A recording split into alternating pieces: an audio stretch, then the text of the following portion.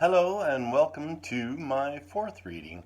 I'm gonna have to figure out some sort of, sexy title for this. Chuck's readings, Chuck's chapters, or something like that. Anyway, today this is going to be a reading from the third book in the Charlie Smithers collection, Downunder.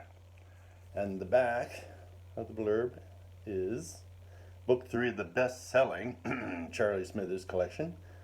Flashman never experienced anything like this, not even remotely. Whether it's because of his gift of the sight inherited from his dour old Hebridean mum, or simply his sorely battered noggin, a result of his master's appalling aim, the Australias hold one of Charlie Smithers' most intriguing adventures to date. Pirates, great white sharks, mermaids, scorching deserts, cannibals, and a small army of sadistic bushrangers are only part of the story. A mysterious gunslinging Sheila with emerald green eyes and a shocking vocabulary is another adventure all on its own. And throughout the tale there is the innocuous message from a ghost from Charlie's past: you must learn to forgive. All right, let's get into it. Part 1, Chapter 1, Scuppered. I titled all my chapters in this book. I like that. Anyway, with his cherub face and bushy side whiskers, the captain was usually a cheery sort, but now peering thoughtfully through his telescope, unnaturally somber. Gravely he asked, "What do you make of them, number one?" The prows were settled low on the water, either heavy-laden or half-swamped, as was our own situation. They edged near under the power of their sweeps, their crews lined up along the rails, smiling and waving like bedamned, apparently as friendly as all get out. The first mate lowered his own telescope, tugging absently at the peak of his cap. In a voice accustomed to carrying over gale-force winds, he rasped, "I shouldn't worry, sir. They seem harmless enough." However, for once the captain remained skeptical. "Damned odd vessels to find this far south, wouldn't you say?" The first mate regarded the ships with a practiced eye. "Prows, sir. Malay, I'll be bound. Odds are they were blown here by the typhoon, same as us." It hardly seemed plausible, but then neither did we. 7 days out of Calcutta, homeward bound, our Indiaman had been hit by a typhoon just as we'd reached the Gulf of Mannar. A giant wave had risen out of nowhere, hitting us broadside, causing the ship to heel over on her beam. I thought that she would founder for certain, but those builders in Blackwell knew their business, for the feisty little vessel had shaken herself like a dog and struggled out of the raging waters, righting herself before they could pull her under.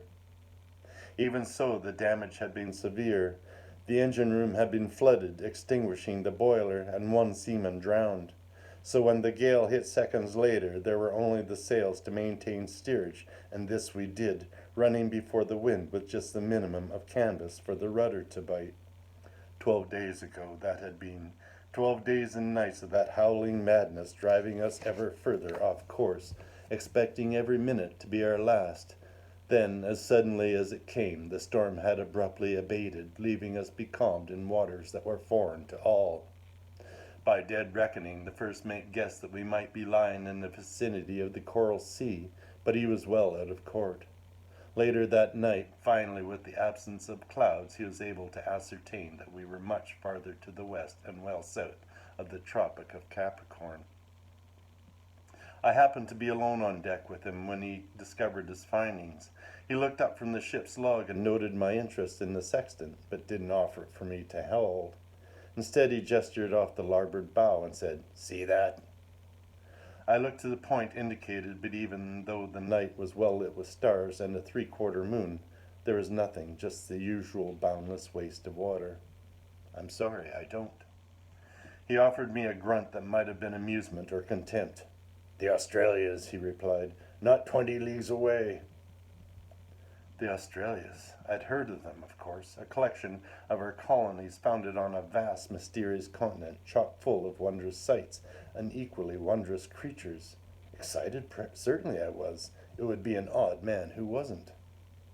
Perhaps more hopefully than intended, I asked, "Will we make for it when the wind comes?" He didn't bother to look up. "Not this coast, laddie. It's not fit for man nor beast." "Why is that?" ever so grim, he said, "Over 75,000 square miles of the greatest tract of desert wasteland you're ever likely to see." Now he did look at me, if only askance. "No one who enters ever comes out alive." The way he said it, like he was speaking of ghosts or demons or some such, caused the air to grow chill, in spite of the fact that the night was uncomfortably warm. I gave a shudder and turned away to go below, eventually to put the subject from my mind. It was banished completely the next morning when the lookout sighted the prows on the horizon, now in plain sight. With the sound of the pumps churning in the background, our small party of passengers and crew watched anxiously as they drew ever nearer, their crews still filled with apparent bonhomie, to all appearances nothing more than honest seafarers and fellow victims of the storm. Some of us wondered, and certainly all of us hoped, that this was indeed the case. "I was thinking they might be pirates," ventured the captain, still uncertain, but obviously eager to be assuaged. Not unkindly, the first mate replied, "If you don't mind my saying so, sir, you're new to these waters." "Yes, that's true," quoth the captain, as if eager to be divested of any responsibility in the matter. "Coastal steamers were my trade back in England." "Quite so, sir," the first mate said in a steady, reliable tone, to which I could see the captain respond. "While I have served in the Far East all my life. Why, I was with Brooke in Sarawak back in '46. Have I ever mentioned that?" "No, number one." The captain was impressed enough to take his eyes from the glass. "I don't believe that you have." "Aye, well," said the first mate, "I saw a bellyful of the buggers back then, and make no mistake, but the seas have been clear of them for ages." However, nearby, my master, Lord Brampton, offered the first mate a disapproving scowl, but thinking better than to retort to such ungentle language, he turned to his new wife, the lovely Amrita, and said, "All the same, my dear, perhaps it would be best if you went below." Lady Brampton cast one eye on the slowly approaching vessels before bowing her head. "As you wish, my lord." She offered him a warm smile and favored me with one as well, before turning to make her way to their berth, followed closely by her maidservant. With his wife safely out of hearing, my lord then turned to the two officers. "Not my business to tell you how to run your ship, Captain," says he, "but just as a precaution, mightn't you order battle stations, or whatever you Navy chaps call it?" The captain, upon finding my lord in such close proximity, was instantly all fawning regard. "Oh, we're not Navy, my lord, merely an honest merchantman, if you can imagine such a thing, and simpered at his own little joke, before continuing with an ingratiating leer. "But I was thinking along those exact same lines, sir. Perhaps we will call them into action station. What's that, number one?" This in response to the first mate inconspicuously clearing his throat. His first officer looked reluctant to proceed, no doubt because of the exalted company in such close attendance, but upon the captain's urging allowed himself to be persuaded. "Well, sir, it's like Lord Brampton just said, it's not my place to tell you your business." He favored my lord with an obsequious smirk. "But if it was me—" "Yes?" the captain asked. "Well, it's like I was saying, sir, they're just simple folk, in dire straits besides, same as us.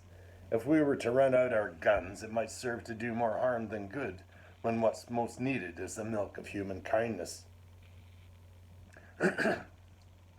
Meanwhile, the prows had been edging ponderously closer. Their crews could now be seen quite plainly, without aid of a telescope. We stood at the rail, staring down at their decks, crammed with men, all grinning and waving madly, as if we were the dearest of long-lost relatives. Still dubious, the captain remarked, "There seems to be rather a lot of them." "Aye, they do tend to have large families," the first mate replied, looking askance as if this was a sufficient explanation. Lord Brampton interjected, which was a clear sign that he was losing patience. "All the same, there are far too many for honest fisher-folk." "That's true," the captain agreed. "Seen plenty of fishing boats back in England. They carried a mere handful of people." "Begging your pardon, gentlemen," the first mate continued quietly, "but our folk are civilized, enjoying all the benefits of modern industry, and these," he indicated the prows with a twitch of his jaw, "are simple heathens. Then, taking note of Lord Brampton's glowering demeanour, he hastened to add, for the captain's benefit, "But it's not for me to say, sir. The decision is yours." I could see that this had hit home, and the cheery old thing was left in a misery of indecision. The first mate had neatly cornered him into realizing that if his own advice was to be ignored, the advice of a seasoned professional who knew these waters like the back of his hand, then so too must Lord Brampton's suggestion be similarly discounted. As I have said, the captain had a jolly personality, and was better suited to entertaining the more important guests over the finest wines at the dinner table than to the hard decisions incumbent with a position of command. But then no one should have been surprised. The dear fellow had made it well known that he owed his present position to having married the plain-featured, his own words, sister of one of the company's directors. So now, still uncertain, he stared down at the crowded decks of the nearest prow, which had succeeded in approaching to within a few hundred yards, its crew still plainly exhibiting their friendly intentions. Finally he ventured, "Running out the guns would seem overly excessive." At which point my lord promptly lost his temper. "Overly excessive? Why, you purblind fool, do you care nothing for the safety of your passengers?" It was exactly the wrong thing to say, of course, and I could see it on the instant. The captain's good-natured features twisted into those of someone grievously wounded, before transforming into something I would never thought to see on the fellow, but it was there now with a vengeance, firm resolve. "Lord Brampton," says he, pretty cool, "I hardly need to be reminded of my duty. Why, I'll have you know that my grandsire lost a leg at Trafalgar." To which my master cried, "And plainly he lost his family's brains with it." Coloring significantly, the captain sniffed as if he had just been shot. "My lord, I hardly think such comments are called for." "Oh, you don't, do you?" In turn, Lord Brampton's face was turning quite an alarming shade of puce. Thrusting it pugnaciously bare inches from the captain's, he flung a furious finger at the prows, which might or might not be harboring friendly intentions. "And what about them, hey? Wouldn't you like to ask them what they think?" At this the first mate intervened in the defense of his superior. "I must remind you, Lord Brampton, that you are addressing the captain of this ship, and he is fully aware of his duty." At this the captain managed a look of gratitude. While ignoring him, the first mate continued, "I'll bet my pension that those people are not a threat. Not even if they were, they can easily be contained by our sepoys." Well, he was right on one account. The ship's complement did include a squad of native soldiers for just such a possibility, but there was a bare minimum of 50 men crowding the deck of each of those prows, and for all their signs of goodwill, they were great muscle-bound, evil-looking fellows, and savage as all get out, with their tattoos and scalp locks and what not else. Regardless that they had no firearms that I could see, if anything should come amiss, our dozen sepoys might find the going a bit hard. In fact, the first mate's claim was so preposterous that even the captain, who was eager to be reassured, looked doubtful, while Lord Brampton fumed to the point where I was afraid that he might rupture. Indeed, hard on that thought, a great rumble came from his bowels, which was rather unfortunate. It was a legacy from our days together serving under the colours. Balaclava it was, a bad business all around, where our fellows had been mowed down in droves. I'd been too late to save my master from a round of Russian canister before it removed most of intestines, resulting in his present situation. These gastric explosions usually manifested themselves whenever he was in great ill humor. To accent the point, they trumpeted again, sounding distressingly like an inebriated tuba. Seeing that there would be no immediate help from that quarter, I thought that it was best to dip in my own oar. "Excuse me for saying so, sir," I ventured to the captain, "but there are women and children to consider." That seemed to have done the trick. When women and children are concerned, you don't muck about. The captain might have taken it harsh to receive such direction from a lowly manservant, but he didn't. Instead, his jaw jutted out and stiffened John Bull to the core, while for some reason the first mate regarded me with distinct dislike. "Right," quoth the captain, visibly shaking himself, but still with the presence of mind to offer me a nod. Thank you, Smithers, before turning to his first officer. Number 1, call action stations, if you please. However, after surveying the situation through eyes gone suddenly narrow and calculating, instead of doing as commanded, the first mate took a step back toward the rail. Then, with his face a mask of calm determination, he drew his revolver. Covering us with the lethal end, he growled, "I'm afraid I must decline, sir." With a twitch of his head this time, he gestured once more to the prows. "My friends wouldn't take it too kindly." At which all erupted in pandemonium, as you might well imagine. Your friends? At this point the captain sounded more offended than afraid. At the same instant my lord erupted with a vulgar expletive before demanding, "What the deuce?" "Belay that noise," the first mate hissed. His face was the purest picture of fury as ever I saw. It was such an unexpected and sudden reaction that even Lord Brampton was shocked into silence. Then, as if by magic, the first mate transformed again into an altogether more placid fellow. More calmly now, he continued, "There, that's better," and regarded our surprise with great amusement. Still the captain could not resist an indignant and barely restrained, "Number 1. And you can belay that too," the first mate actually sneered when he appended "captain," and seemed to enjoy himself all the more for it. He was a cool hand and no error. The muzzle of his pistol never wavered as he continued. "Number 1, he spat the phrase derisively, "and me twice a sailor as you, aye, and twice a sailor as all the other Nancy boys the company saw fit to place over me all these years. Number 1, he spat a final time, "why, you're not fit to kiss my bunions." The captain began with more indignation, but was cut off before it could formulate into words. Speaking harshly, the first mate said, "Shut your bloody gob." Then, taking a surreptitious glance all around, he took careful note that the tars were well out of hearing, and that his pistol was hidden from sight. Satisfied, he continued, "And I'll caution you all to silence. The next one of you to utter a word, it will be his last." Before I could stop him, Lord Brampton clenched his fists and lunged, but stopped short, paling visibly, when, quick as lightning, the first mate thumbed back the hammer, and my master found the muzzle of the pistol pointing unerringly at his midriff.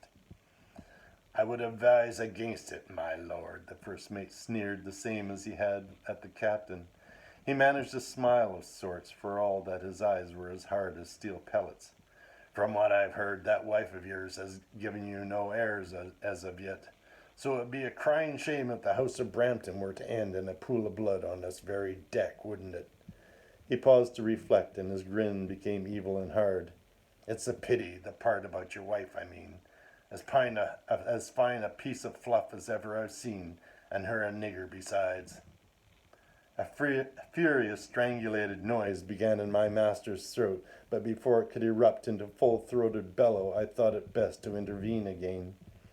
Ignoring the first mate's demand for silence, I took a step forward, placing myself between him and my master, trying mightily to make it seem as though it were by accident. Not wishing to appear as a threat, I didn't allow myself to look at him in the eye, but indicated the prows now mere yards away, attracting all sorts of interest. I asked, "You were saying something about your friend, sir?" There followed a silence that stretched interminably, while I waited for the bullet to tear into my vitals. Finally the first mate asked, "What's your name?"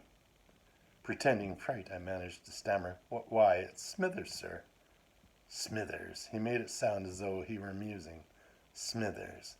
Then, rather an apt name for his lordship's lickspittle, isn't it?" Keeping my eyes on the deck, meek as a mouse, I replied, "If you say so, sir." "I do say so, Smithers," he answered, and I could hear the sneer was back on his face. "I do indeed." Perceiving my danger, Lord Brampton murmured, "Step away, Smithers. To me, man." "Stay where you are," the first mate said quietly, but none could mistake the cold deliberation just beneath the surface. To my master he cautioned, "My lord, you will be silent, or I'll shoot him where he stands."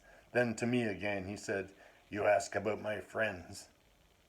The friends in question were coming alongside. Our crew, without any orders, were standing at the rails, uncertain as to what action to take. and from the corner of my eye I could see more and more of them looking our way every minute, some openly displaying puzzled frowns. This facade could not be carried out much longer, but our captor appeared in no hurry. 30 years, he said. He was speaking to me, but it sounded more as though he was speaking to himself. 30 years a company man, always playing by their rules, while time and time again others less gifted, I heard the captain shift uncomfortably, were promoted above me. The reverie ended, and he asked, "Tell me, Smithers, what would you do?" I replied without thinking, "Why, my duty, sir." It was an answer any Smithers would give to such a question, and with as little thought, too. There was a sharp intake of breath. At first I supposed that it came from the villain holding us at gunpoint, but it was the captain who spoke, filled with what I fancy was admiration. "Oh, well said." "Shut up, you old fool," said the first mate, and then thought better. "Or if you must make some noise, tell the men to drop lines alongside for our guests." Immediately his tone became even more threatening as he cautioned, "And you will have a care, won't you? A bullet in the belly is a bloody awful way to die." Once this order had been given, and to his credit the captain managed it with nary a tremor, and duly obeyed, the first mate decided he had time to continue. "My duty." He spat the word much the same way he had spat his contempt for the captain. "They really got to you, haven't they, Smithers? Your duty." He repeated more savagely this time, "You and all those like you make me sick with your pious righteousness. I did my duty for 30 years in this God-forsaken place, and what did it get me? A wife and daughter dead from enteric fever, and what do you think of that?" I could hear the pirates, for there is little doubt now that this is what they were, taking hold of the lines that had been let down for them, and beginning to climb up the side of our ship. I hadn't much time. Respectfully I murmured, "Sir, I'm very sorry for your loss." This was answered with a bark of bitter laughter, and then, "Sorry, is it? Sorry?" The laughter became tinged with anguish. "What do you know about it? What can you possibly know about losing someone so precious?" "I know," I replied with far more feeling than intended, for some wounds were ever so slow to heal. His response was slightly startled, followed by a pause, one we could ill afford. Then, "I see," he replied soberly. The silence lasted a precious moment longer before he shook off what might have been a shred of compassion. "Well, it's too late for that now." I was filled with such bitterness, and the way he said it, the way he grated out the word, proclaimed that the bitterness was with him still. "I craved revenge, and I shall have it. My wife and daughter died a terrible death while I was at sea. It was the company's business that took me from them when I was most needed, so there has to be a reckoning." Never did I hear a man so determined, but then the bitterness passed and he returned to his swagger. "It wasn't difficult to formulate a plan," he boasted. "The go-downs of Calcutta are crawling with people from all over the world, yes, even from the pirate kingdoms of the Malays, or what's left of them. You can be sure that they have their spies on the lookout for a likely-looking prize, so it wasn't difficult to pass the word along, to make certain that it reached the right ear." By way of an explanation, he said, "My friends were to be waiting for us just off the Maldives, but I gathered they were caught in the same storm as we were, and blown off course to the same destination. A great piece of luck, that." And then it appeared as if that earlier moment hadn't passed from his mind altogether, for suddenly he asked, "What's your given name?" I could hear the sound of scores of bare feet thudding against the side of the ship as the scoundrels hoisted themselves along. By pure reckoning, I guessed that they were halfway up and would reach the deck in a matter of seconds. "They call me Charlie," I told him, doing my best not to fidget. As God's my witness, it was here that Lord Brampton ejaculated. "Charlie?" he cried. "Smithers, are you quite certain? I could have sworn it was Clarence."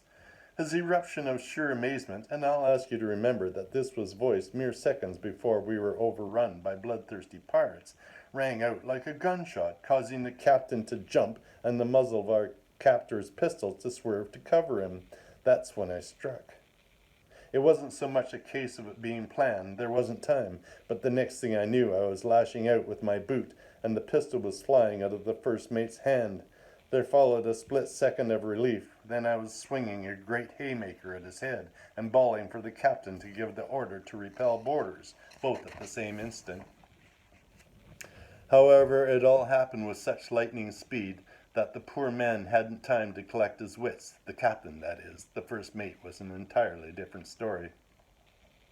He must have been part cat, for no sooner did his face register enraged surprise than a sixth sense must have made him duck, bending at the waist, while my haymaker sailed harmlessly above his head. Then in one fluid motion he lunged forward, catching me in the stomach with his shoulder, hurtling me to the deck. I landed hard with the breath knocked out of me, which was further aggravated by a savage kick to my stomach. There was nothing I could do, of course. My reflexes gave up the struggle while concentrating solely on getting some air back into my lungs instead. I lay helpless, gasping like a fool, waiting for that sadistic bastard to have another go at me. That's when events began to happen in quick succession. The first was that the captain, apparently having come up to speed, was now bellowing at the top of his lungs for all hands to resist the invaders. The next was the sound of my lordship's pistol being cocked, followed closely by angry shouts from the main deck and the clash of steel. I was just able to cast a pain-filled eye upward to see Lord Brampton holding his piece to the first mate's head, and curse myself for a fool. We had come heeled to the deck of his lordship's on his lordship's insistence, and I had completely forgotten about my trusty tranter strapped to my hip. Now I was lying here on deck, gasping for breath, with bruised ribs and what not else, trying not to think that all that would have been necessary was to draw on the first mate as soon as his own pistol was knocked from his hand. I felt right peeved about that, and a good thing too, for no sooner had I looked up to see my master had the blighter covered than the miscreant's cat-like reflexes resurfaced, and he had slapped the barrel aside, as it happened, directly in my direction. The gun discharged, splinters flew up from the deck bare inches from my groin, and the first mate was lunging for my master's throat, with a hand curled into a talon and a face hideous with rage. Now, a Smithers is never more determined than when he senses that his gentleman is in mortal danger, and now was no exception. A great surge of energy filled me, overcoming my malaise, giving me the strength to reinsert myself back into the melee. I was on my feet before the vile sod could come to grips, and was just able to catch him about the waist in a mighty, desperate lunge. Before I knew what was happening, my momentum carried us to the rail, and after only the briefest bit of teetering, we continued on over the side. And that is a great place to leave it.